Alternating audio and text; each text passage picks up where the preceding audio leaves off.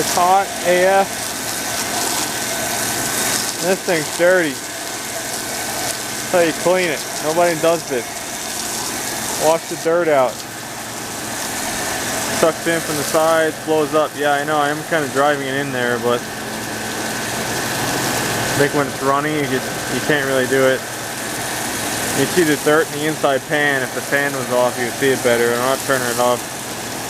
I'm not pulling the plug and the fuse. Light water pressure. You see a difference too if you hook up gauges.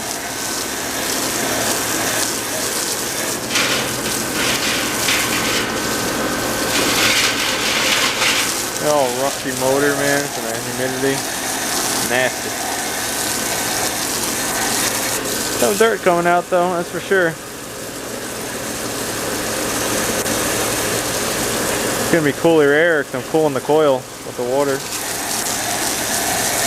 And don't, like firework, man, do nothing. That's the difference.